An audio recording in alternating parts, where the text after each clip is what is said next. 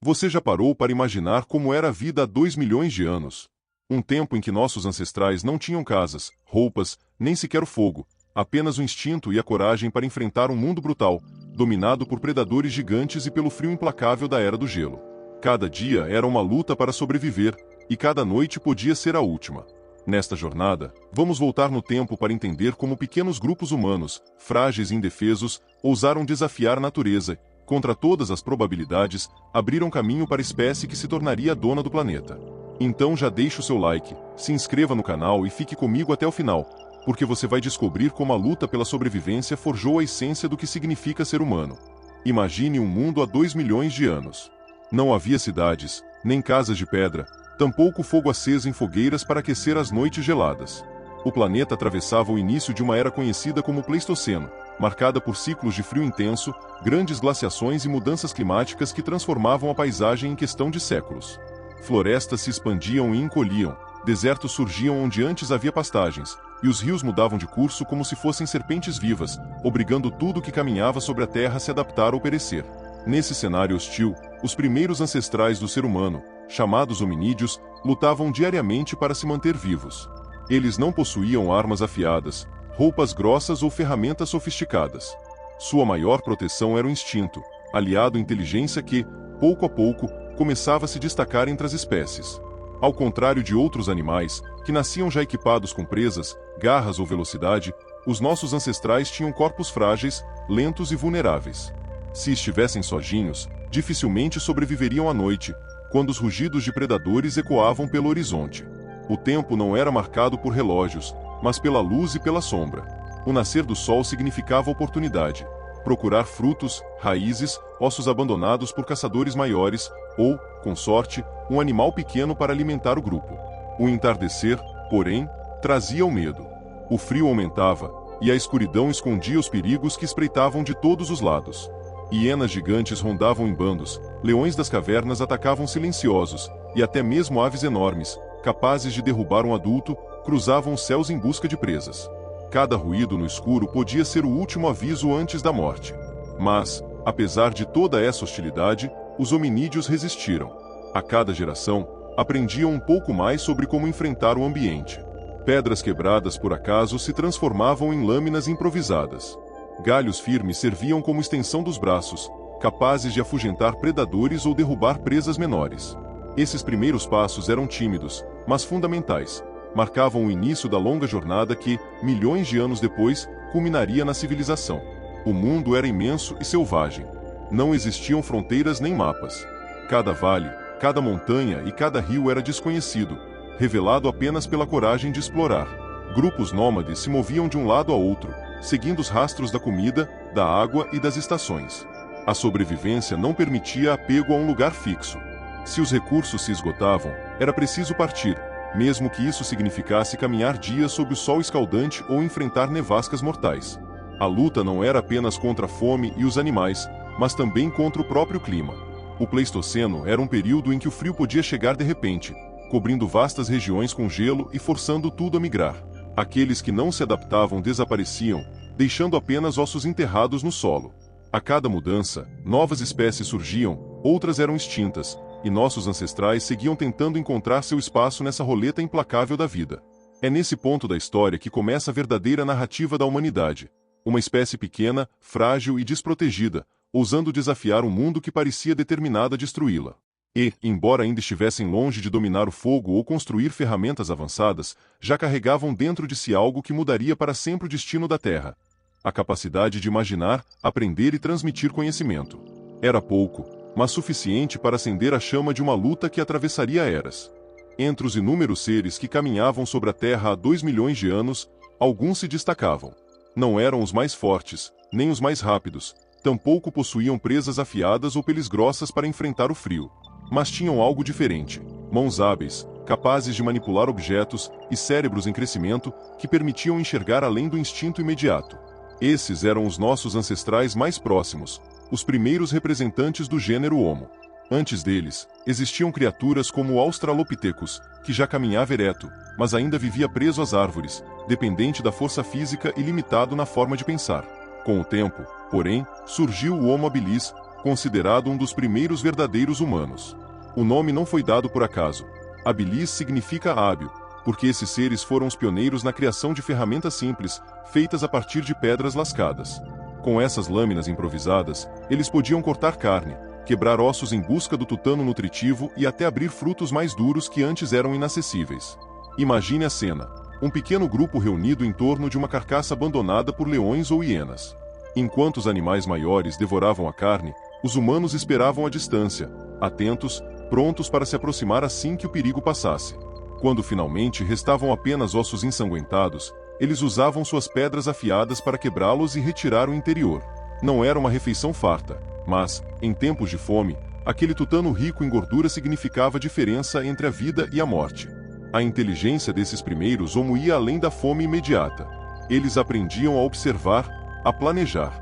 Descobriam que certas pedras, quando batidas da forma correta, produziam lascas cortantes mais úteis. E esse conhecimento era transmitido, mesmo sem palavras, de geração em geração. A cada tentativa, a técnica se aperfeiçoava, criando as bases para a cultura humana que viria a florescer muito tempo depois. Mas a vida não era apenas engenhosidade. Era também vulnerabilidade. O Homo habilis não vivia em grandes bandos. Seus grupos eram pequenos, geralmente compostos por algumas famílias que precisavam se proteger juntas. A união era essencial. Se um caía, todos corriam risco. Se alguém encontrava alimento, ele era compartilhado, porque a sobrevivência individual dependia da força coletiva. Essa noção de comunidade, ainda que rudimentar, foi um dos pilares que diferenciou os humanos de tantas outras espécies. Ao mesmo tempo, outros ancestrais começaram a surgir. Entre eles, o Homo erectus, mais avançado, mais alto, com habilidades físicas e cognitivas superiores. Ele seria o responsável, tempos depois, por espalhar-se por diferentes continentes e deixar marcas profundas na evolução humana. Mas, naquele início de jornada, todos ainda enfrentavam as mesmas ameaças: animais gigantescos, fome constante e um planeta em mudança. O surgimento desses primeiros humanos não foi um evento isolado, como se um dia tivessem simplesmente aparecido. Foi um processo longo, marcado por adaptações lentas e sucessivas. Cada mudança no corpo, mãos mais firmes, dentes diferentes, cérebros maiores, era resultado de gerações inteiras que lutaram, sofreram e morreram para que os sobreviventes passassem adiante suas características. Era como se a própria Terra estivesse moldando, com paciência e dureza, os futuros dominadores do planeta. O mais impressionante é que, mesmo diante de tantas dificuldades, esses ancestrais se mantiveram firmes. Não tinham ciência de que estavam inaugurando uma nova etapa da história, mas, passo a passo, inauguravam a essência do que nos tornaria humanos. A capacidade de criar, compartilhar e sobreviver não apenas pela força, mas também pela inteligência. O surgimento dos primeiros Homo foi a fagulha inicial de uma chama que ainda arde. Eles não apenas sobreviveram, ousaram transformar o ambiente ao seu redor. A partir deles, a humanidade começou sua caminhada rumo ao impossível: vencer o mundo selvagem com engenho e união. A vida há 2 milhões de anos era um teste constante de resistência. Cada amanhecer trazia a incerteza de quem ainda estaria vivo ao anoitecer. Não existiam garantias, nem dias tranquilos. Sobreviver era um desafio imposto a cada instante, e apenas os mais adaptáveis conseguiam seguir adiante. Para os primeiros humanos, a natureza não oferecia facilidades. Ela cobrava esforço, coragem e, muitas vezes, sacrifício. Ao nascer do sol, os grupos se levantavam com o corpo dolorido e os olhos atentos. As noites mal dormidas, sempre interrompidas por sons de predadores, deixavam marcas de cansaço. Mas não havia tempo para descanso. A fome era impiedosa, e a busca por alimento precisava começar cedo. Eles caminhavam quilômetros em busca de raízes escondidas sob a terra, frutos espalhados pelas árvores e qualquer sinal de caça que pudesse garantir energia para mais um dia. O perigo, porém, espreitava em cada passo. O simples ato de procurar comida colocava os grupos em risco. Seguir rastros de animais podia significar cair nas garras de um predador maior. Aproximar-se de rios era arriscar-se a ser surpreendido por crocodilos gigantes. Até mesmo colher frutos exigia cautela, pois muitos eram venenosos, e o erro de experimentar a planta errada podia custar a vida de todo o grupo. O frio era outro inimigo invisível. Em regiões mais geladas, as noites roubavam o calor do corpo e transformavam a respiração em vapor denso. Sem fogo para aquecer-se, os humanos se amontoavam em cavernas ou entre rochas, tentando compartilhar o pouco calor que tinham. Os mais fracos, muitas vezes, não resistiam até a manhã seguinte. A morte era uma presença comum, e aprender a lidar com ela fazia parte da rotina. Havia também a constante ameaça de outros bandos humanos. Embora fossem poucos, os encontros entre grupos quase nunca eram amistosos. Disputava-se território, água, alimento. Às vezes, a luta era silenciosa. Apenas evitar o inimigo já era uma estratégia de sobrevivência. Outras vezes, porém, os confrontos resultavam em sangue, deixando marcas profundas na memória coletiva. Ainda assim, havia momentos de vitória. Quando uma caçada bem-sucedida rendia carne, quando um fruto raro era encontrado em abundância, quando o grupo conseguia se abrigar em um local seguro, surgia uma sensação rara de triunfo. Nessas horas, os olhares se enchiam de esperança. Mesmo sem palavras para expressar, o sentimento era compartilhado. Mais um dia havia sido conquistado. A sobrevivência também exigia criatividade. Os ancestrais humanos aprendiam a usar o que tinham à disposição. Ossos quebrados serviam como ferramentas, pedras afiadas viravam armas improvisadas. A própria observação dos animais ensinava lições valiosas. Ao ver pássaros indicando a presença de frutos ou notar rastros deixados por presas, eles compreendiam como usar a natureza a seu favor. A inteligência, ainda em desenvolvimento, já começava a se mostrar como a maior arma da espécie. Essa luta diária moldava não apenas os corpos, mas também o espírito dos primeiros humanos. A cada geração, eles se tornavam mais resistentes, mais astutos e mais unidos. Aprendiam a compartilhar responsabilidades. Alguns vigiavam, outros buscavam alimento, e sempre havia quem cuidasse dos mais frágeis. Essa cooperação, forjada pela necessidade, seria o embrião das sociedades futuras. No fim do dia, quando o sol desaparecia atrás das montanhas e a escuridão tomava conta, os sobreviventes se reuniam. Amontoavam-se em silêncio, atentos aos sons da noite, agradecendo em silêncio pela chance de ver mais um amanhecer. Para eles, a vida era simples e brutal, um jogo entre ser caçador e ser caçado. E, mesmo sem saber, estavam escrevendo os primeiros capítulos da longa história da humanidade. Entre todas as descobertas que marcaram a trajetória dos primeiros humanos, talvez nenhuma tenha sido tão transformadora quanto o uso das primeiras ferramentas. No início, tudo acontecia de forma quase acidental. Uma pedra caía sobre outra, se partia em lascas afiadas, e logo alguém percebia que aquela borda cortante podia ser útil. Esse momento simples, quase banal, representava um salto gigantesco na luta pela sobrevivência. Imagine a cena. Um grupo faminto encontra a carcaça de um animal abandonado por predadores maiores. Com as mãos nuas, nada podiam fazer além de lamber restos de carne seca. Mas, com uma pedra lascada, conseguiam cortar, arrancar tiras e até quebrar ossos para acessar o tutano rico em energia. De repente, aquilo que antes parecia inacessível se tornava alimento. Essa era a diferença entre um dia de fome e a chance de viver mais uma semana. As ferramentas rudimentares não eram sofisticadas, mas representavam a primeira vitória do engenho humano sobre a natureza. Os ancestrais aprenderam a escolher pedras específicas, mais duras, capazes de manter o fio cortante. Descobriram também que certas pancadas produziam lascas melhores. Assim, aos poucos, um saber prático ia se formando e sendo transmitido entre gerações.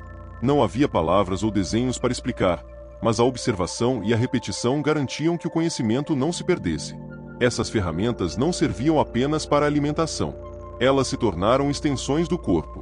Uma pedra afiada podia abrir caminho em meio à vegetação, derrubar galhos e até servir de arma para afastar predadores. O que antes era apenas um pedaço de rocha passava a ter valor.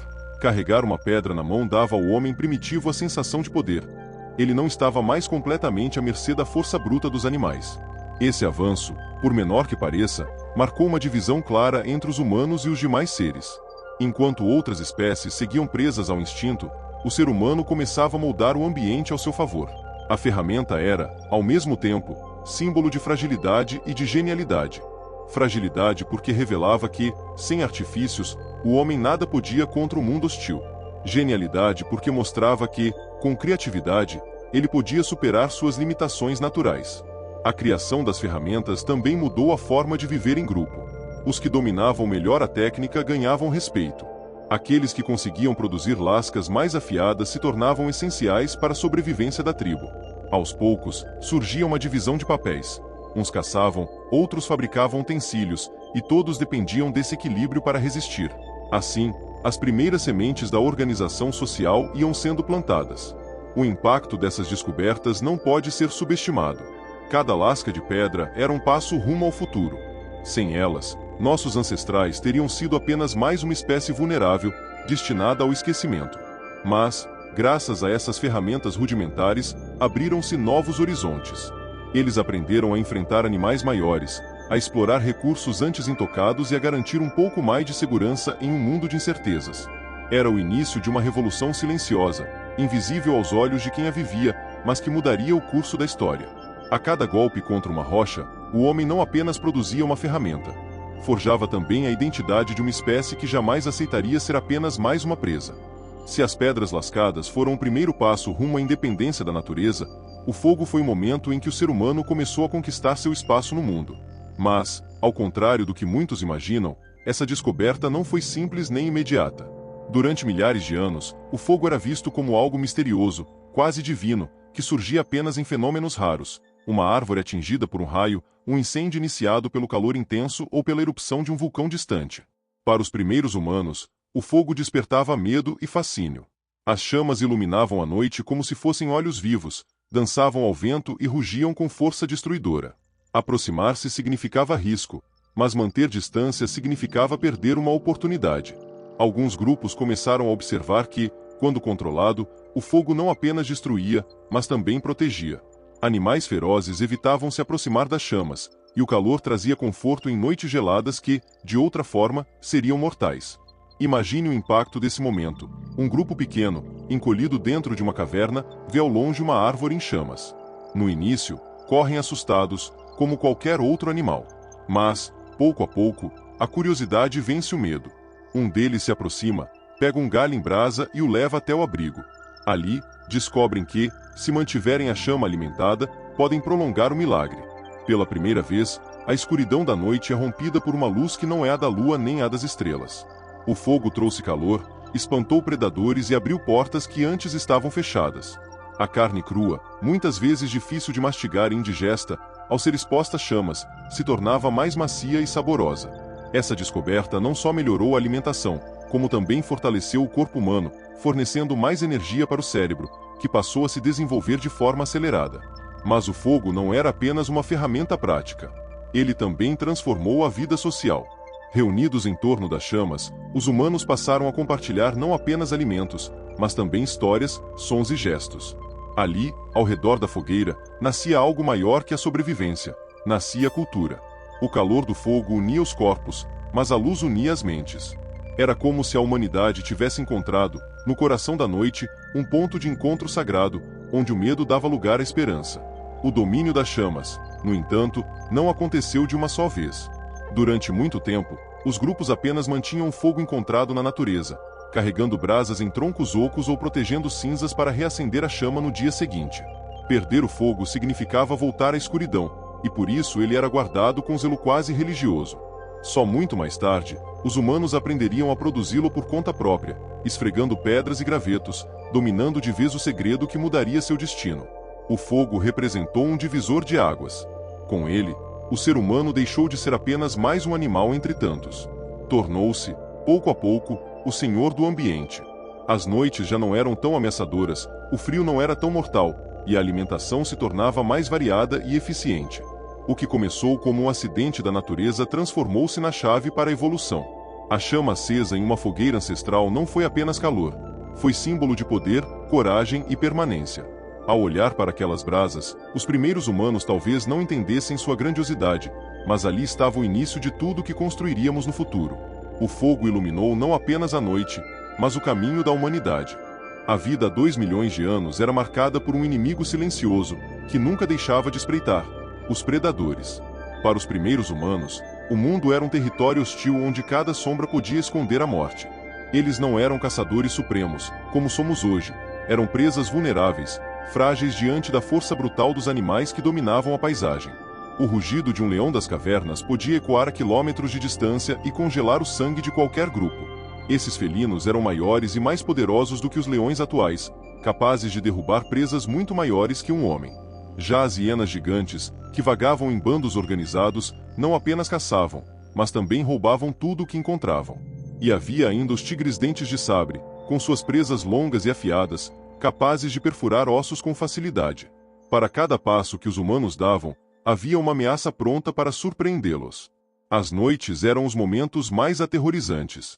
Sem fogo constante, os grupos se amontoavam em cavernas, tentando se esconder do olhar faminto dos caçadores noturnos. Cada estalo de galho, cada som vindo do escuro era motivo para que todos despertassem em pânico. Dormir profundamente era um luxo raro. A vigília era constante, porque qualquer descuido poderia significar o fim. Mesmo durante o dia, a tensão não diminuía. Procurar alimento significava se expor. Ao se aproximarem de uma carcaça abandonada, os humanos sabiam que poderiam ser surpreendidos por predadores ainda rondando a área. Muitas vezes, eles eram obrigados a esperar, escondidos, até que os animais maiores terminassem sua refeição. Apenas quando os leões e hienas se afastavam, restando ossos quebrados e pedaços de carne endurecida, os humanos se arriscavam a correr e pegar o que sobrava. Era uma disputa desigual, mas necessária para sobreviver. O medo, no entanto, não era apenas paralisante. Ele também se transformou em aprendizado.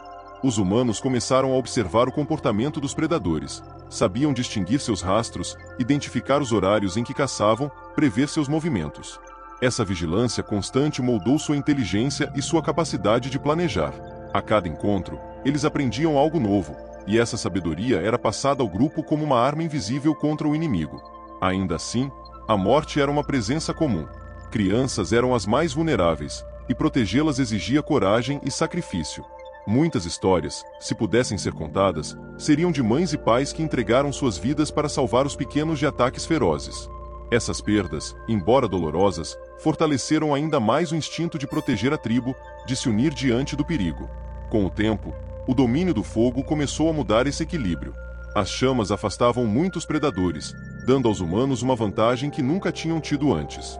Pela primeira vez, eles não precisavam apenas fugir, podiam resistir, podiam defender seu espaço. A fogueira se tornou um símbolo de segurança, um círculo sagrado dentro do qual a noite parecia menos assustadora. Mas, mesmo com fogo, o medo nunca desapareceu completamente. Ele fazia parte da vida, moldava os pensamentos e guiava as ações. O medo constante dos predadores não era apenas um fardo, mas também um motor da evolução. Foi ele que ensinou os humanos a cooperar, a vigiar, a inventar estratégias de defesa. Sem essa pressão, talvez nunca tivéssemos desenvolvido a inteligência que nos distingue hoje. A cada noite sobrevivida, a cada ataque evitado, os primeiros humanos reforçavam uma verdade simples: viver era resistir. E, embora estivessem cercados por animais mais fortes e ferozes, encontraram na união e na astúcia as armas para equilibrar essa luta desigual. O medo dos predadores não os destruiu. Pelo contrário, os empurrou para frente, tornando-os mais preparados para o futuro que viria. Se a fome e os predadores eram ameaças constantes, havia outro inimigo igualmente implacável: a falta de abrigo. Para os primeiros humanos, sobreviver não significava apenas caçar ou se defender, mas também encontrar um lugar seguro onde pudessem descansar, proteger os mais frágeis e resistir ao frio da noite. Sem casas, sem aldeias, sem qualquer construção, o abrigo era sempre uma incerteza, e cada dia exigia busca por um refúgio improvisado. As cavernas se tornaram os primeiros lares da humanidade. Escuras, úmidas e muitas vezes habitadas por animais selvagens, elas ofereciam, no entanto, algo precioso: proteção contra o vento cortante e a chuva. Ao encontrar uma caverna desocupada, o grupo sabia que tinha conquistado uma fortaleza natural. Reunidos em seu interior, amontoavam-se para dividir calor e guardavam a entrada com pedras e galhos, tentando afastar invasores. O som da água pingando nas paredes, misturado ao eco dos próprios passos, criava uma atmosfera de mistério e medo, mas também de segurança relativa. Quando não havia cavernas disponíveis, a solução era improvisar. Galhos robustos eram arrastados e entrelaçados, formando cabanas rudimentares cobertas com folhas largas. Em regiões mais áridas, amontoavam pedras para construir pequenas barricadas, suficientes para ao menos dar a sensação de barreira entre eles e o mundo lá fora. Às vezes, até simples buracos no solo serviam de refúgio, onde se escondiam durante a noite, como animais que buscavam não ser vistos. A busca por abrigo era também uma escolha estratégica. Locais próximos a rios ofereciam água, mas atraíam predadores. Montanhas forneciam proteção natural, mas tornavam a coleta de alimento mais difícil. Cada decisão era um risco calculado, e a sobrevivência dependia da capacidade de escolher o lugar certo na hora certa. Um abrigo mal escolhido podia custar a vida de todo o grupo. O frio era talvez o maior motivo para essa necessidade urgente.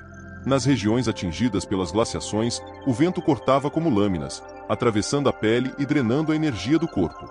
Sem abrigo, a noite era uma sentença de morte. Muitas vezes, as pessoas se reuniam tão próximas umas das outras que se confundiam em um único corpo coletivo, buscando desesperadamente conservar calor. Essa união não era apenas física, mas também emocional. Fortalecia os laços entre eles, criando uma sensação de pertencimento e comunidade. Com o tempo, o fogo se uniu ao abrigo, ampliando suas vantagens. Uma caverna iluminada por chamas não era apenas um refúgio, era um lar primitivo. A fumaça se espalhava pelo teto, afastando insetos e pequenos animais. A luz trazia uma sensação de controle sobre a escuridão. Ali, nascia a ideia de território, de espaço que poderia ser defendido, de um pedaço do mundo que, ainda que pequeno, pertencia àquele grupo. A busca por abrigo também moldou a forma como os humanos enxergavam o ambiente. Montanhas, vales e florestas não eram apenas paisagens, eram mapas mentais cheios de significados. Uma árvore caída podia marcar o caminho para uma fenda segura. Uma rocha isolada podia indicar a entrada de uma gruta conhecida. Pouco a pouco, a relação entre ser humano e natureza deixava de ser apenas de medo e passava a ser também de reconhecimento e adaptação. Esses primeiros lares improvisados foram, em essência, o embrião das futuras moradias. Ali estavam as sementes do instinto que, milhares de anos depois, faria os homens construir casas, vilas e cidades. Mas, naquele tempo remoto, tudo se resumia a uma verdade simples: encontrar um lugar onde se pudesse passar a noite com alguma esperança de ver o nascer do sol. O abrigo era mais do que uma proteção física. Era um símbolo de resistência. Era prova de que, mesmo em meio a um mundo que parecia querer destruí-los a cada instante, os primeiros humanos eram capazes de conquistar pequenos espaços de paz. E nesses refúgios, nascia não apenas o descanso, mas também o sonho de um futuro possível. Entre todos os inimigos que os primeiros humanos enfrentaram, nenhum foi tão silencioso e impiedoso quanto o frio. Há 2 milhões de anos, a Terra mergulhava em um período de intensas glaciações. O clima oscilava em extremos. Ora vastas regiões eram cobertas por gelo que avançava como muralhas brancas, ora derretimentos transformavam terras férteis em pântanos traiçoeiros. Nesse cenário instável, sobreviver exigia muito mais do que força. Exigia resistência e engenhosidade. O frio não era apenas desconforto, era morte. O vento atravessava a pele como lâminas, drenando o calor do corpo e roubando a energia vital. Sem roupas adequadas, os primeiros humanos dependiam apenas da pouca proteção natural de seus corpos e da união entre si. Abraçavam-se em grupos compactos durante a noite, tentando conservar calor. Muitas vezes, as crianças eram colocadas no centro, protegidas pelos adultos, numa tentativa desesperada de garantir que pelo menos a nova geração sobrevivesse. As paisagens eram de uma beleza mortal. Montanhas cobertas de gelo refletiam a luz da lua como espelhos frios. Rios congelados se transformavam em barreiras de cristal, e vastas planícies brancas se estendiam além do horizonte. Mas, para quem vivia ali, não havia encanto. Cada rajada de vento podia significar o fim de uma vida frágil.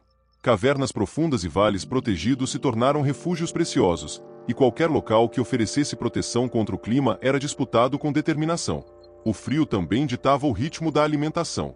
Muitos frutos e raízes simplesmente não cresciam em meio ao gelo. Os humanos dependiam cada vez mais da carne de animais, mas caçá-los em meio às tempestades era quase impossível. Por isso, aprenderam a aproveitar ao máximo cada pedaço de alimento encontrado.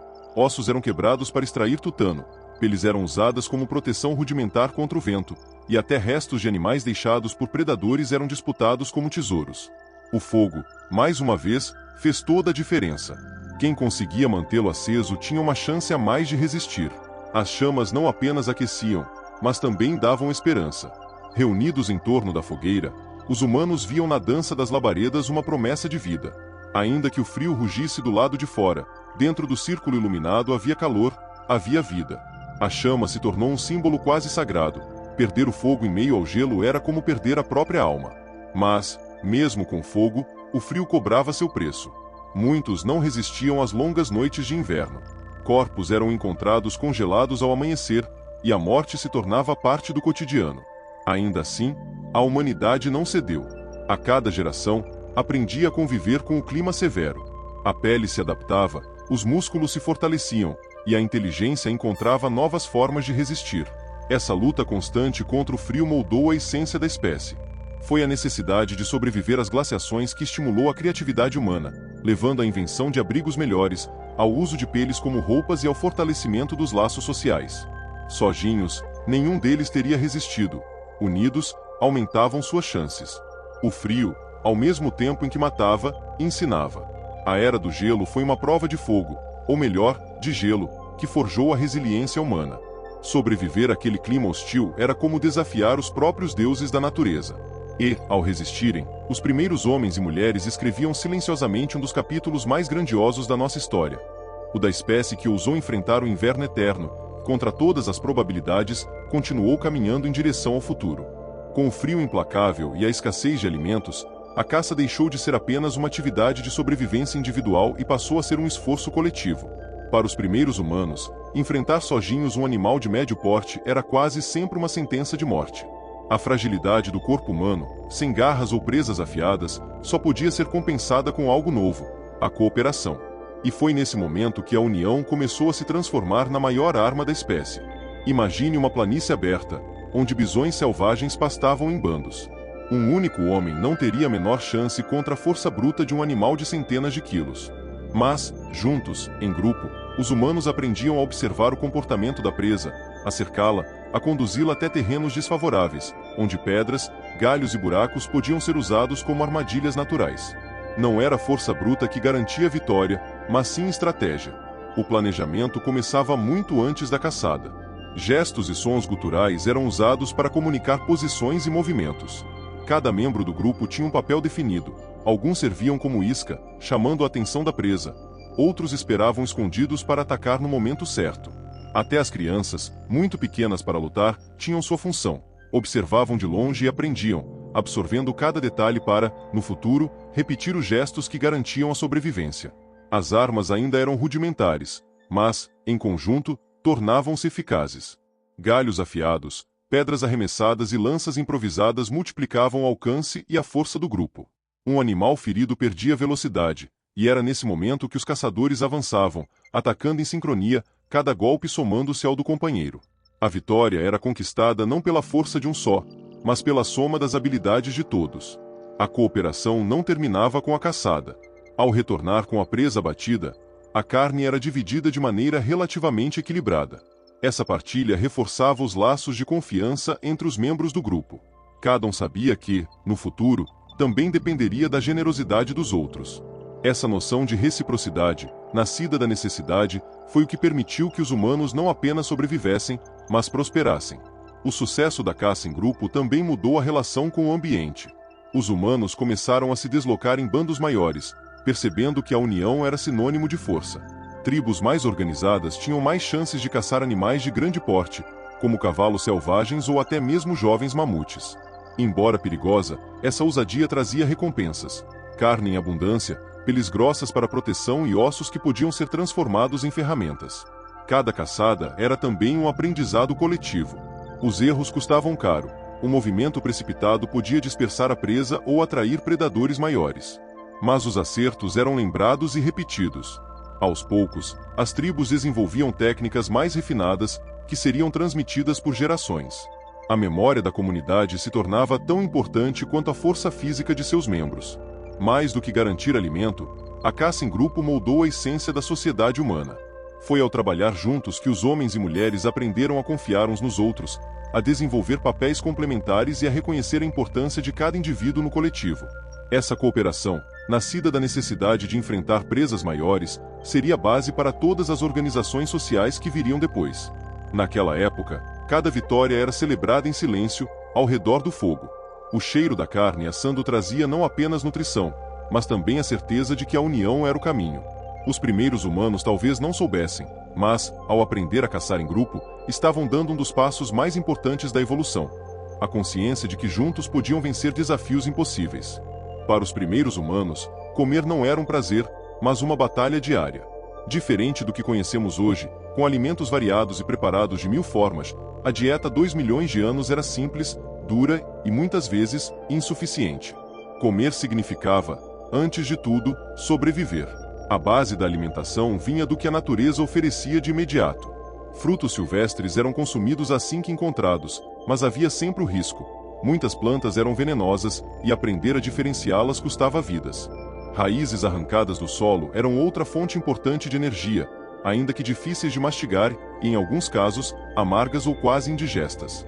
Folhas e sementes completavam o cardápio, fornecendo algum sustento em períodos de escassez. Mas o verdadeiro salto na dieta veio com a carne. No início, os humanos não eram grandes caçadores, eram oportunistas. Esperavam que predadores maiores fizessem um trabalho pesado, e então se aproximavam para disputar as sobras. Usando pedras afiadas, quebravam ossos em busca de tutano, uma substância gordurosa e altamente nutritiva. Esse recurso, desprezado por muitos animais, tornou-se vital para a sobrevivência.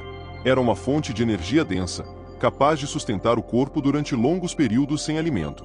Com o tempo, a carne deixou de ser apenas sobra e passou a ser caçada em pequenas quantidades. Animais menores, como roedores, aves e até insetos, eram abatidos e consumidos. Não havia espaço para nojo ou desperdício. Tudo que pudesse fornecer energia era aproveitado. Peles eram usadas como proteção contra o frio, ossos viravam ferramentas, e até órgãos internos eram consumidos. Cada parte do animal tinha um valor. A água também fazia parte dessa luta. Beber de rios e lagos era arriscado, mas inevitável. Muitas vezes, os grupos precisavam percorrer grandes distâncias em busca de fontes seguras. Alguns aprenderam a observar os animais. Seguir trilhas abertas por manadas podia levar até locais onde havia água disponível. Essa observação atenta do ambiente se tornava, mais uma vez, um diferencial de sobrevivência. O fogo, quando começou a ser dominado, transformou a alimentação. Assar carne não só deixava mais saborosa, mas também eliminava parte dos riscos de doenças.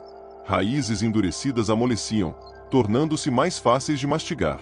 Essa mudança ampliou as possibilidades da dieta e trouxe benefícios diretos ao corpo e ao cérebro. Comer melhor significava viver mais, resistir mais ao frio, lutar mais contra os predadores. Ainda assim, a fome era uma sombra constante. Havia períodos de fartura, quando um animal grande era batido ou quando frutas amadureciam em abundância. Mas também havia longos intervalos de escassez, em que cada mordida precisava ser disputada. Nessas horas, a solidariedade do grupo era essencial. Dividir o pouco que havia era a única forma de manter todos vivos. A alimentação primitiva não era apenas uma questão de saciar o estômago. Ela moldou a própria evolução da espécie. O consumo de carne e tutano forneceu energia suficiente para o desenvolvimento do cérebro, permitindo avanços em inteligência, linguagem e cultura. Comer, portanto, não era só sobreviver. Era preparar o terreno para o futuro da humanidade. Ao redor de uma fogueira, comendo raízes tostadas e carne mal assada, os primeiros humanos talvez não percebessem a grandeza de seus atos. Mas, naquele gesto simples, estavam alimentando mais do que seus corpos. Estavam nutrindo o caminho que os levaria, milhares de anos depois, a dominar o planeta. Entre tantas batalhas travadas diariamente pela sobrevivência, uma das maiores descobertas da humanidade não veio de uma pedra lascada nem de uma chama acesa, mas da percepção de que ninguém podia viver sozinho. Foi dessa necessidade que surgiram os primeiros laços que, com o tempo, se transformariam nas bases da família e da tribo. No começo, os grupos eram pequenos. Algumas poucas famílias viajavam juntas, unidas pelo instinto de proteção mútua. Homens, mulheres, crianças e idosos caminhavam lado a lado, cada um contribuindo como podia. A caça exigia força e coragem. A coleta demandava atenção e paciência. Cuidar das crianças era uma tarefa que envolvia todos. O esforço coletivo garantia que, ainda que os mais fracos não conseguissem caçar ou lutar, eles tinham um papel fundamental na preservação do grupo. Essa ideia de unidade não nasceu de um sentimento romântico de afeto, mas da pura lógica da sobrevivência. Sozinho, um indivíduo dificilmente sobreviveria a uma semana. Em grupo, as chances aumentavam. Os homens se revezavam para vigiar durante a noite, as mulheres organizavam a coleta de frutos e raízes, e os mais velhos transmitiam conhecimento acumulado, ensinando onde encontrar água, como reconhecer rastros de animais e quais plantas evitar. Cada geração herdava não apenas a vida, mas também a sabedoria dos que vieram antes. Pouco a pouco, surgia um senso de pertencimento. Aquelas pessoas não eram apenas indivíduos reunidos, eram um todo maior, uma comunidade primitiva onde cada vida tinha valor porque estava ligada às demais. Essa noção de tribo se tornava evidente em momentos de crise. Quando um predador atacava, não era apenas a vítima que corria perigo, mas todos.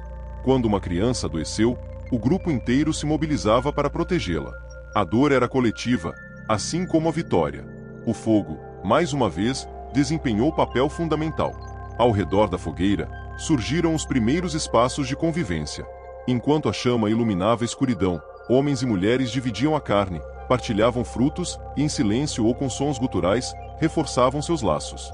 A fogueira se tornou o coração da tribo, o lugar onde o medo diminuía e onde a união era celebrada, ainda que inconscientemente. A partir daí, nasceram também os primeiros sinais de afeto mais profundo. Cuidar das crianças deixou de ser apenas um instinto de sobrevivência e passou a carregar traços de carinho. Pais e mães protegiam seus filhos não só porque isso garantia a continuidade da espécie, mas porque viam neles a esperança de um futuro. Esse afeto, mesmo primitivo, já moldava as relações humanas de uma forma que nenhuma outra espécie havia alcançado. Outro aspecto que reforçou o conceito de tribo foram os rituais simples que começavam a surgir. Quando alguém morria, muitas vezes o corpo não era deixado para os animais. Alguns grupos escolhiam enterrá-lo ou cobri-lo com pedras, como se quisessem preservar sua memória. Esse gesto, mesmo rudimentar, mostrava que a comunidade via cada membro como parte essencial de algo maior, digno de respeito mesmo após a morte. A força da tribo estava, portanto, na soma de suas partes. Não eram apenas caçadores e coletores, eram cuidadores, guardiões, companheiros. A vida em grupo exigia regras não escritas, como o compartilhamento de alimentos e a proteção dos mais vulneráveis. E, pouco a pouco, essas regras se tornaram a base daquilo que, milênios depois, se transformaria em sociedades complexas. Naquele tempo remoto, os humanos talvez não soubessem dar nomes a esses vínculos. Não havia a palavra família, nem o conceito de comunidade. Mas, em cada gesto de partilha, em cada ato de proteção e em cada noite passada juntos ao redor do fogo, eles estavam plantando as sementes do que nos tornaria, para sempre, seres sociais. Antes das palavras, antes das primeiras línguas, a comunicação entre os humanos era feita de maneira instintiva e rudimentar. Viver em grupo exigia coordenação, mas como organizar uma caçada, avisar sobre perigos ou dividir tarefas sem uma linguagem estruturada? A resposta estava nos gestos, expressões e sons guturais, os primeiros sinais de que a espécie humana carregava dentro de si a semente da comunicação. Imagine um pequeno grupo reunido antes de caçar. Um dos membros ergue o braço e aponta para o horizonte. Não há palavras, mas todos entendem. A presa está naquela direção. Outro imita o som de um animal, sinalizando o tipo de caça que irão enfrentar. Cada gesto, cada som carregava um significado, ainda que não houvesse gramática nem vocabulário. Era uma linguagem silenciosa, construída pela necessidade, que unia os indivíduos em torno de um objetivo comum. As expressões faciais também desempenhavam papel crucial. Um olhar fixo podia significar alerta. Um rosto relaxado, segurança. O franzir das sobrancelhas, o abrir dos olhos, o movimento dos lábios, tudo transmitia mensagens claras para quem aprendia a decifrá-las. Esse tipo de comunicação, ainda hoje presente em nossos instintos, era vital em um ambiente onde o silêncio podia salvar vidas. Os sons guturais, por sua vez, eram o embrião da fala. Gritos agudos avisavam sobre perigos iminentes, enquanto murmúrios graves podiam indicar calma ou convite à aproximação. Aos poucos, esses sons se tornaram mais variados, adquirindo nuances que transmitiam intenções específicas. O simples "a" poderia significar surpresa, enquanto um GRR marcava hostilidade. Era uma comunicação limitada, mas suficiente para coordenar movimentos e reforçar laços dentro do grupo. O ambiente também ajudava a moldar essa comunicação. Em meio à caça, onde o barulho poderia denunciar a presença humana, os gestos eram preferidos. Já em situações de perigo imediato, o grito era a única forma de alertar a todos em questão de segundos. Essa flexibilidade mostrou que, mesmo sem palavras, nossos ancestrais já sabiam adaptar a comunicação às necessidades da situação. Além da sobrevivência prática, a comunicação rudimentar servia também para fortalecer os laços sociais. Ao redor da fogueira, após um dia difícil, sons repetitivos, cantados ou ritmados, começavam a surgir. Talvez fossem imitações de animais, talvez apenas brincadeiras vocais, mas esses primeiros cantos tinham um efeito poderoso. Uniam o grupo, criavam identidade e reforçavam um sentimento de pertencimento. Era o início de algo que, muito mais tarde, se transformaria em música e narrativa. É provável que até mesmo os primeiros gestos de afeto tenham sido acompanhados de sons específicos. Um murmúrio suave para acalmar uma criança, um toque no ombro para reconfortar um companheiro ferido. Essas pequenas interações não apenas transmitiam mensagens, mas também emoções. A comunicação primitiva não se limitava a instruções práticas, ela carregava sentimentos, preparando o terreno para a linguagem simbólica que transformaria a humanidade. O mais fascinante é que essa forma de comunicação não foi apenas uma solução temporária, mas o alicerce sobre o qual a linguagem seria construída.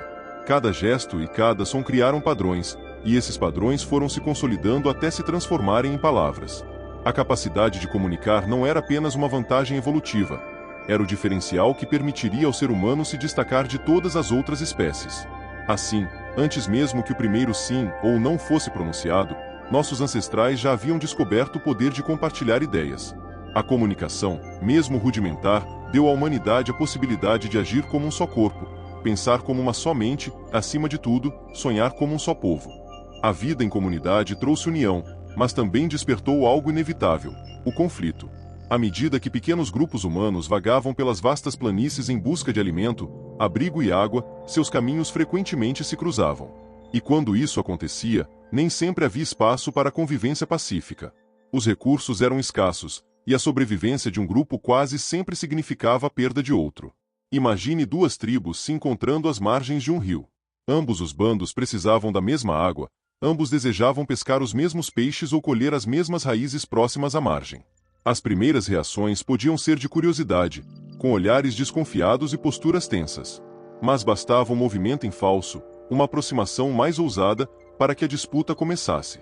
Gritos guturais, pedras arremessadas, galhos erguidos como armas improvisadas. O choque era brutal e muitas vezes, sangrento.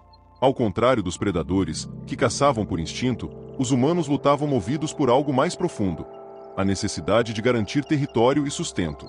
Essas disputas moldaram não apenas a forma de se organizar, mas também a mentalidade. Vencer um conflito não era apenas eliminar o inimigo, era assegurar a continuidade da própria linhagem. Apesar da violência, havia também estratégias. Alguns grupos preferiam a intimidação em vez do confronto direto. Exibiam armas improvisadas, erguiam gritos ameaçadores e faziam gestos expansivos para parecer maiores e mais numerosos do que realmente eram. Essa encenação, muitas vezes, era suficiente para afugentar rivais sem derramamento de sangue. Outros grupos, no entanto, não hesitavam em atacar, buscando eliminar a concorrência de uma vez por todas. Esses conflitos, ainda que rudimentares, introduziram um novo conceito: o de território. Ao conquistar uma caverna ou um vale fértil, a tribo passava a considerá-lo seu, defendendo de intrusos com unhas, dentes e pedras afiadas. Era o início de um instinto que, séculos mais tarde, daria origem às aldeias, reinos e fronteiras. O sentimento de posse, nascido da necessidade, começava a moldar o destino humano. Mas a violência também cobrava um preço. Cada embate podia significar a perda de caçadores importantes, de mulheres responsáveis pela coleta ou até mesmo de crianças indefesas. A morte de um membro fragilizava todo o grupo. Por isso, em muitos casos, as tribos tentavam evitar o conflito direto, preferindo recuar e buscar novos territórios. Essa mobilidade, forçada pela guerra, também contribuiu para a expansão da espécie por diferentes regiões do planeta. No entanto, os encontros hostis não podiam ser totalmente evitados. Quando dois grupos disputavam a mesma presa, por exemplo, não havia negociação possível. A fome falava mais alto, e a violência explodia. Nessas horas, os humanos mostravam que, embora frágeis diante da natureza, eram capazes de uma ferocidade surpreendente contra seus iguais. O sangue humano, derramado por mãos humanas, se tornava parte da história desde os seus primeiros capítulos. Esses confrontos também ensinaram lições duras. Tribos que lutavam juntas, de forma organizada, tinham mais chances de vencer do que aquelas que se lançavam ao combate de forma caótica. A cooperação, já essencial na caça, se mostrava vital também na guerra. O instinto de união, forjado contra predadores, agora era posto à prova contra outros humanos. Ao redor das fogueiras, as marcas desses conflitos eram lembradas. Cicatrizes eram exibidas como símbolos de coragem, perdas eram lamentadas em silêncio, e vitórias eram celebradas como conquistas do grupo inteiro. Cada embate deixava não apenas corpos, mas também memórias, moldando a identidade de cada tribo. Assim, os primeiros conflitos entre grupos humanos foram mais do que disputas por território e comida. Eles revelaram a complexidade da nossa espécie, capaz de cooperar e proteger, mas também de lutar e destruir. E, mesmo sem consciência disso, aqueles ancestrais inauguravam um traço que nos acompanharia para sempre: a convivência entre a solidariedade e a rivalidade, entre a união e a guerra. Em meio ao mundo hostil, onde a cada dia a morte rondava nas sombras de predadores ou no vazio da fome, as mulheres desempenharam um papel vital para a sobrevivência da espécie. Longe de serem apenas coadjuvantes, elas foram pilares fundamentais na organização dos primeiros grupos humanos, garantindo equilíbrio, alimento e continuidade da vida. Enquanto os homens, em geral, se aventuravam nas caçadas perigosas, enfrentando bisões selvagens, javalis ou mesmo predadores para garantir carne ao grupo, as mulheres se especializaram na coleta. Era uma tarefa menos arriscada em termos imediatos, mas igualmente essencial. Com olhos atentos, aprendiam a reconhecer raízes comestíveis, frutas maduras, sementes nutritivas e até insetos capazes de fornecer energia. Esse conhecimento, passado de mãe para filha, era uma verdadeira biblioteca viva, construída através de erros e acertos dolorosos. Muitas vezes, um simples engano ao experimentar uma planta venenosa custava a vida, mas o aprendizado ficava gravado na memória coletiva do grupo. Além da coleta, as mulheres eram responsáveis pelo cuidado das crianças. O nascimento de um bebê não significava apenas alegria, mas também um novo desafio. Um pequeno ser frágil, indefeso, que exigia atenção constante. Amamentar, carregar no colo, proteger do frio e dos predadores era tarefa árdua que exigia força física e emocional. Mas não eram apenas as mães biológicas que assumiam esse papel. Outras mulheres da tribo, e até mesmo homens, participavam desse cuidado coletivo em um sistema de cooperação que aumentava as chances de sobrevivência dos pequenos. O papel das mulheres ia além da coleta e do cuidado. Muitas vezes, eram elas as guardiãs do fogo. Enquanto os caçadores se ausentavam, partindo por dias em busca de presas, as mulheres mantinham as chamas acesas, alimentando-as com gravetos e folhas secas. Perder o fogo significava voltar à escuridão e ao frio, e por isso essa responsabilidade era cercada de atenção. Ao redor da fogueira, elas também organizavam o preparo rudimentar dos alimentos, tornando-os mais fáceis de mastigar e digerir. Outro ponto fundamental era a transmissão de conhecimento. As mulheres observavam os ciclos da natureza, aprendiam a identificar o tempo da colheita, o retorno dos animais migratórios e os sinais das estações. Esse saber, muitas vezes silencioso, era passado de geração em geração, formando a base do que, milhares de anos depois, se tornaria a agricultura. Através da observação e da repetição, elas moldavam a relação do ser humano com a terra. O equilíbrio da tribo dependia, em grande parte, dessa divisão de funções. Sem a coleta constante, o grupo morreria de fome nos períodos em que a caça falhava. Sem os cuidados maternos, as crianças não sobreviveriam. Sem a manutenção do fogo e dos abrigos, o frio destruiria qualquer chance de resistência. O trabalho das mulheres era menos espetacular do que o ato de derrubar uma presa, mas era contínuo, cotidiano e indispensável. E havia também a força emocional. Em meio às perdas e ao sofrimento, eram muitas vezes as mulheres que mantinham a tribo unida. Seus gestos de cuidado, seus cantos primitivos para acalmar as crianças e suas mãos que repartiam o alimento criavam laços invisíveis que fortaleciam a comunidade. Enquanto os homens carregavam cicatrizes de batalha, as mulheres carregavam a memória da vida, o fio que ligava o presente ao futuro. Assim, no silêncio das florestas e nas sombras das cavernas, as mulheres foram mais do que sobreviventes, foram as guardiãs da humanidade nascente. Sem elas, a chama da vida teria se apagado cedo demais. Entre todas as responsabilidades que recaíam sobre um grupo humano há 2 milhões de anos, talvez nenhuma fosse tão crucial quanto proteger e criar as crianças. Elas eram frágeis, indefesas, exigiam cuidado constante.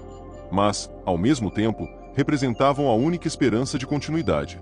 Sem elas, a tribo desapareceria. Com elas, havia a promessa de futuro. O nascimento de uma criança era um evento de risco. As mães, sem qualquer recurso médico, dependiam apenas da força do próprio corpo e da ajuda das outras mulheres. Muitas vezes, a vida da mãe e do bebê estava em perigo, e a morte durante o parto não era incomum. Ainda assim, cada nascimento era celebrado em silêncio como uma vitória sobre o mundo hostil. Uma nova vida significava que, pelo menos por mais uma geração, a chama da humanidade seguiria acesa. A infância era breve e perigosa. Os primeiros anos eram os mais delicados, e muitos não sobreviviam às doenças, ao frio ou aos ataques de predadores. Por isso, as crianças que conseguiam passar dessa fase eram vistas como verdadeiros milagres. O grupo inteiro se mobilizava para protegê-las. Enquanto as mães amamentavam, os pais e outros membros do grupo garantiam alimento e segurança. Essa divisão de responsabilidades mostrava que a sobrevivência não era apenas um esforço individual, mas coletivo. As crianças também eram as grandes aprendizes. Desde cedo, acompanhavam os adultos em suas atividades. Observavam como as mulheres coletavam frutos e raízes, como os homens preparavam pedras para a caça, como todos se uniam para manter o fogo aceso. Muitas vezes, imitavam os gestos dos mais velhos, transformando a brincadeira em aprendizado. O simples ato de bater duas pedras podia ser um treino para, no futuro, produzir ferramentas afiadas. Esse aprendizado era lento, mas essencial. Cada gesto, cada olhar, cada som gutural reproduzido moldava a memória da criança. O conhecimento não era transmitido em palavras, mas em exemplos. Era vivendo junto, repetindo ações, que elas absorviam a sabedoria acumulada por gerações. Assim, a infância não era um tempo de despreocupação, mas de preparação constante para os desafios da vida adulta. As crianças também tinham um valor emocional.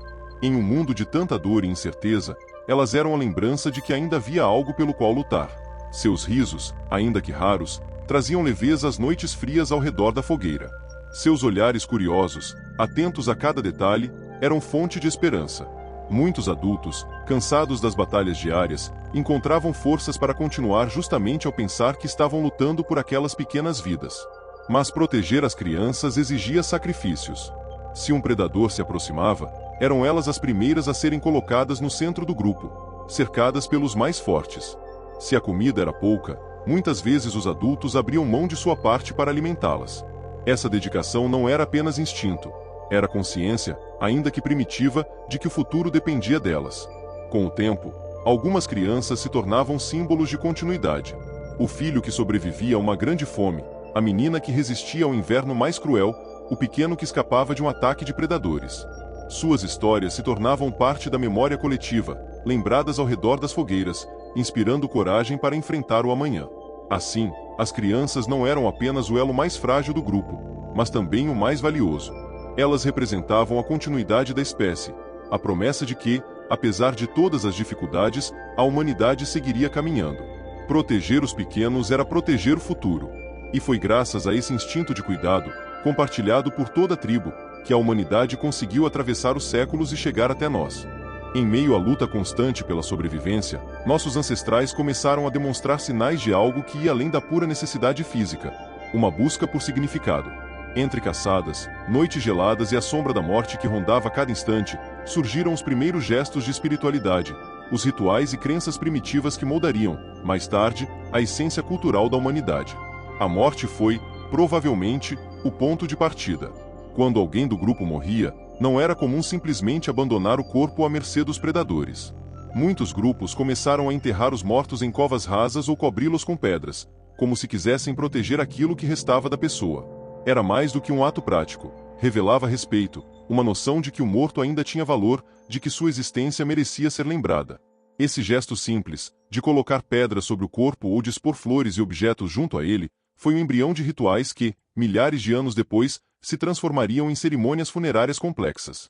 A convivência com a natureza também despertava sentimentos de reverência e temor. O trovão que ecoava no céu, a erupção de um vulcão distante ou o fogo que surgia após um raio eram fenômenos que escapavam à compreensão. Para os primeiros humanos, tais forças pareciam manifestações de algo maior, poderoso, invisível. Assim, nasceram as primeiras crenças, espíritos que habitavam as florestas, forças ocultas nos ventos, entidades que guiavam o sol e a lua. Os rituais, ainda rudimentares, serviam como tentativas de dialogar com esse mundo invisível. Gestos repetidos, danças em torno do fogo, sons guturais que ecoavam pela noite. Tudo isso funcionava como uma ponte entre o humano e o desconhecido. Talvez acreditassem que, ao repetir certos movimentos ou sons, poderiam afastar predadores, atrair caça ou proteger as crianças. Ainda que não compreendessem o porquê, sentiam que havia poder na coletividade, na repetição e na devoção. A própria caça começava, muitas vezes, com pequenos rituais. Antes de enfrentar uma presa perigosa, como um javali selvagem ou até mesmo um jovem mamute, o grupo se reunia em silêncio. Alguns imitavam os sons do animal, outros esfregavam as mãos na terra ou levantavam pedras ao céu. Esses gestos, aparentemente simples, tinham um significado profundo: fortalecer a união do grupo, renovar a coragem e invocar a proteção de forças maiores. Ao redor da fogueira, também surgiam práticas que se aproximavam da narrativa e da memória coletiva. Enquanto as chamas iluminavam os rostos cansados, sons ritmados eram emitidos, acompanhados por batidas de galhos contra o chão. Era música primitiva, mas também era ritual. Talvez fosse a forma de celebrar a caça bem-sucedida, de agradecer pelo alimento ou de lembrar os que haviam partido. Ali, na dança das labaredas, nascia não apenas a espiritualidade, mas também a cultura humana. Essas crenças primitivas tinham ainda outra função essencial: dar sentido ao sofrimento. Em um mundo onde a morte era constante, onde o frio e a fome levavam vida sem aviso, acreditar que havia algo além, que existia uma ordem invisível, era uma forma de suportar a dor. Pensar que os mortos se transformavam em espíritos protetores ou que forças ocultas guiavam o destino trazia esperança, mesmo em meio ao caos. Os rituais e crenças dos primeiros humanos foram, portanto, muito mais do que gestos simbólicos. Eles representaram um salto na forma de pensar. Pela primeira vez, a humanidade olhou para além do concreto, para além do que os olhos viam. Ao acreditar no invisível, nossos ancestrais deram início à capacidade de imaginar, sonhar e criar mundos que não existiam fisicamente, mas que moldariam profundamente sua maneira de viver.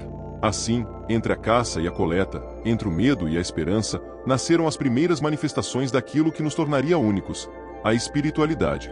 E foi ao redor das chamas, nas noites mais escuras e geladas, que o ser humano aprendeu a falar não apenas com os vivos, mas também com o mistério do desconhecido. À medida que os grupos humanos cresciam, a necessidade de buscar novos recursos se tornava inevitável. Um vale fértil podia sustentar uma tribo por semanas, mas logo a caça diminuía, os frutos rareavam e a água se tornava escassa. Permanecer no mesmo lugar significava morrer de fome. Foi assim que a migração e a descoberta de territórios passaram a ser parte natural da vida. Cada jornada era uma aposta. Os humanos não sabiam o que encontrariam ao cruzar montanhas ou seguir rios desconhecidos. O horizonte podia esconder novas fontes de alimento, ou perigos ainda maiores. Mas a necessidade os impelia a caminhar. Homens, mulheres e crianças se lançavam em travessias longas, muitas vezes sem a certeza de chegar vivos ao destino. A paisagem moldava suas escolhas. Florestas densas ofereciam abrigo e frutos, mas também escondiam predadores silenciosos. Planícies abertas permitiam enxergar a distância, mas expunham os grupos ao frio e aos ataques repentinos. Os rios eram guias naturais. Seguir suas margens levava a novas terras e, ao mesmo tempo, fornecia água e pesca rudimentar. Ainda assim, atravessá-los era um risco mortal, com correntezas traiçoeiras e crocodilos gigantes espreitando sob a superfície. Cada território descoberto era como um livro novo a ser decifrado. Os grupos aprendiam a reconhecer os sons, os rastros e os cheiros daquele lugar. Uma árvore frutífera encontrada era lembrada. Uma pedra que servia de abrigo virava ponto de referência. A memória coletiva se ampliava, transformando o mundo em um mapa vivo, gravado não em pergaminhos, mas na mente dos que caminhavam. A descoberta de novos territórios também significava encontros inesperados. Muitas vezes, ao explorar uma região, um grupo se deparava com outra tribo. O contato podia gerar trocas e até alianças momentâneas, mas na maioria das vezes resultava em tensão. O território era vida, e partilhá-lo significava reduzir as chances de sobrevivência. Esses encontros moldaram tanto a noção de conflito quanto a de cooperação, duas faces da mesma necessidade. As crianças eram parte essencial dessas jornadas. Pequenas demais para compreender a grandiosidade das viagens, elas seguiam no colo das mães ou de mãos dadas, absorvendo os detalhes do caminho. Seus olhos atentos aprendiam a memorizar rotas, a distinguir os sons dos animais e a identificar plantas. Esse aprendizado precoce fazia delas futuras guias, capazes de levar adiante o conhecimento acumulado. A cada nova terra conquistada, os humanos ampliavam seu horizonte. O mundo deixava de ser apenas o vale onde haviam nascido, tornava-se uma imensidão a ser explorada. Essa curiosidade, misturada à necessidade, impulsionava a espécie para além de seus limites. Foi assim que, pouco a pouco, grupos começaram a se espalhar por diferentes continentes, enfrentando climas variados e adaptando-se a novas realidades. Mas migrar não era apenas estratégia, era também sobrevivência emocional. Quando um território se tornava hostil, seja por escassez de comida, seja por perdas traumáticas, seguir adiante representava esperança. O ato de caminhar era, em si, um gesto de resistência. Significava acreditar que, além da montanha ou do rio, haveria algo melhor, um lugar onde fosse possível descansar, caçar e viver mais um pouco. A descoberta de territórios moldou a identidade humana. Tornou-nos andarilhos, exploradores por natureza, seres que não se conformam com o que está dado. Essa inquietação, nascida da necessidade, se transformaria em um dos traços mais marcantes da nossa espécie: a vontade de ir além. Assim, Cada pegada deixada no solo há 2 milhões de anos não era apenas uma marca de passagem. Era o testemunho de uma espécie que, mesmo frágil diante do mundo, ousava desbravar o desconhecido. E foi dessa coragem silenciosa que nasceu a expansão humana, um movimento que jamais cessaria. O mundo de 2 milhões de anos atrás não era habitado apenas por pequenos animais ou predadores conhecidos. As planícies e florestas eram palco da megafauna, criaturas gigantescas que pareciam saídas de um pesadelo. Mamutes de presas enormes, rinocerontes lanudos, preguiças terrestres do tamanho de carros e aves incapazes de voar, mas que corriam velozes e atacavam com bicos afiados, dominavam as paisagens. Para os primeiros humanos, esses colossos eram, ao mesmo tempo, ameaça mortal e promessa de fartura. Encontrar um animal desse significava risco imediato. Um único golpe de tromba de um mamute podia esmagar ossos humanos.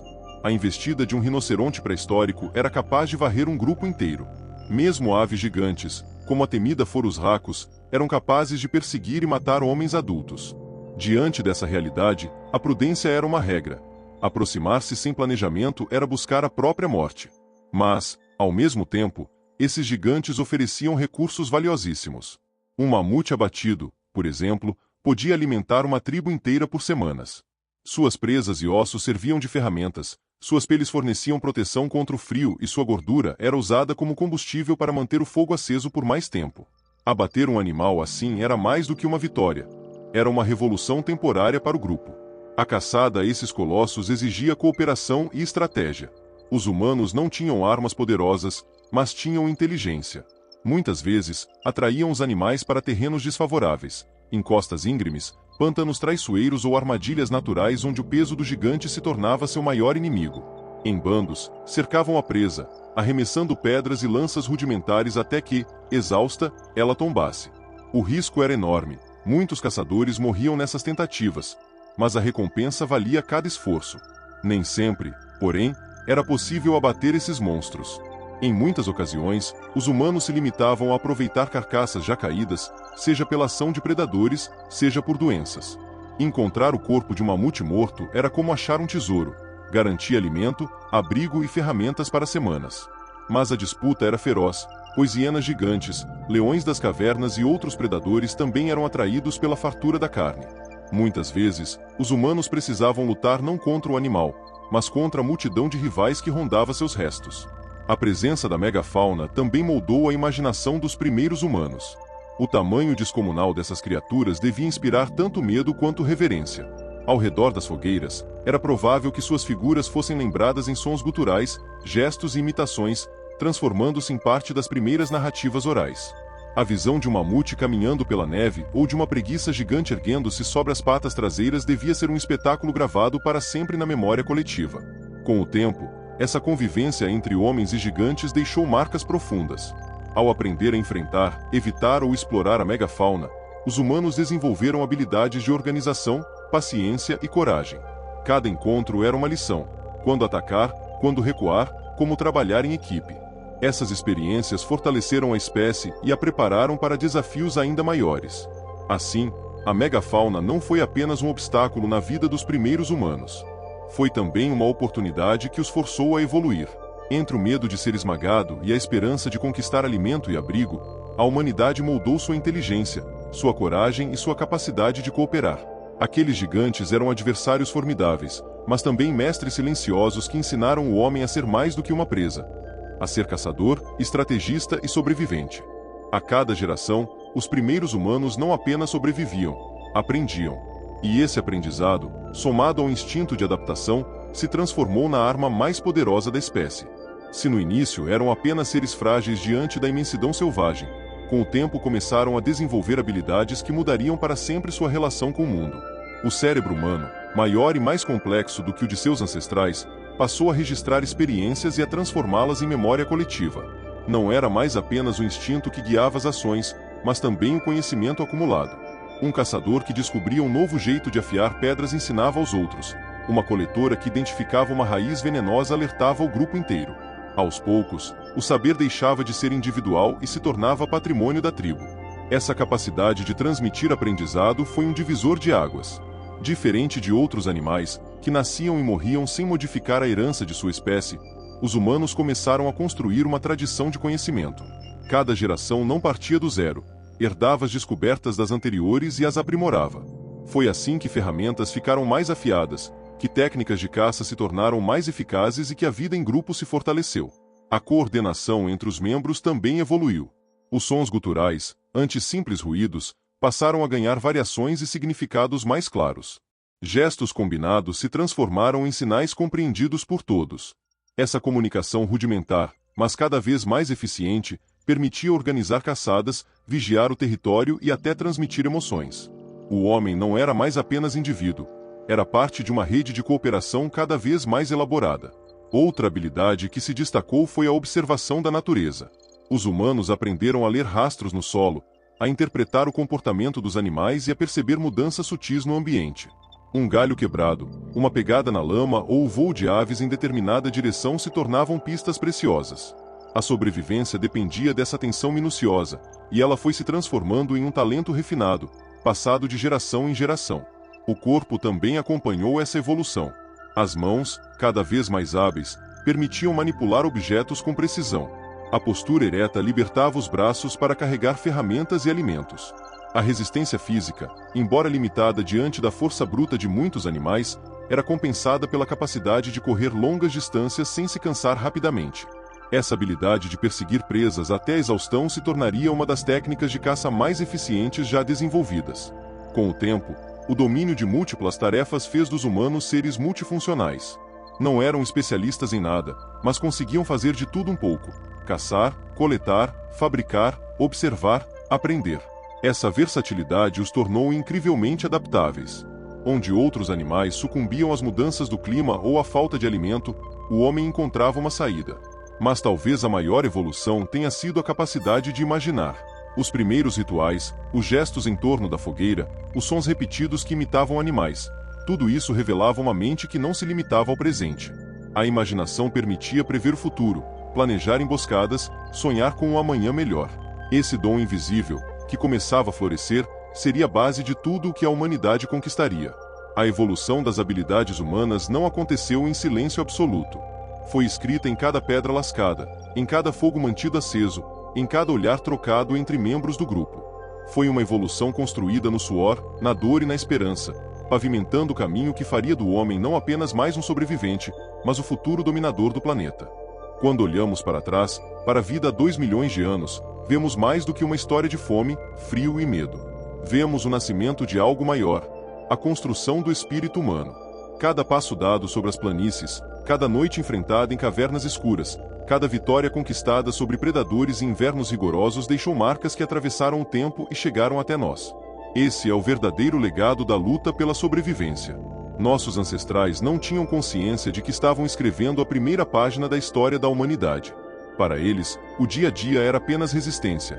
Encontrar alimento, proteger os filhos, manter o fogo aceso, defender-se de inimigos. Mas, ao enfrentar esses desafios, desenvolveram habilidades e valores que moldariam o destino de toda a espécie. A cooperação em grupo, a partilha do alimento, a coragem de enfrentar gigantes, a capacidade de aprender e transmitir conhecimento. Tudo isso nasceu ali, na simplicidade brutal da sobrevivência. O medo constante, longe de nos paralisar, nos ensinou a observar, a planejar e a nos unir. O frio implacável forçou a criatividade, levando ao uso do fogo, das peles e dos abrigos. A escassez de recursos nos empurrou a explorar novos territórios, despertando o instinto de expansão que, mais tarde, nos levaria a atravessar oceanos e conquistar continentes. Até mesmo os conflitos entre grupos, dolorosos e sangrentos, moldaram nossa noção de território, defesa e organização social. Esse legado não desapareceu com o passar das eras. Ele vive em cada um de nós, nos instintos que ainda carregamos.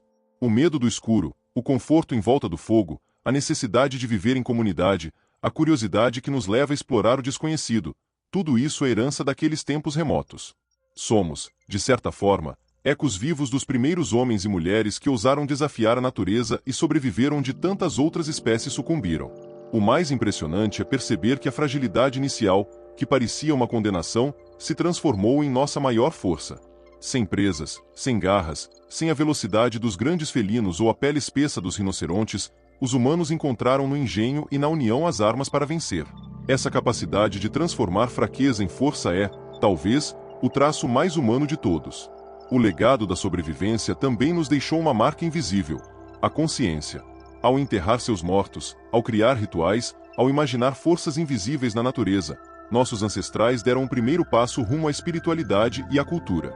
Foi no silêncio das cavernas, nas sombras do fogo, que o homem começou a se perguntar sobre o sentido da vida, sobre o que havia além da morte. Essas perguntas, nascidas da dor e do mistério, ainda ecoam em nós hoje. Assim, a luta pela sobrevivência não foi apenas um esforço para viver mais um dia.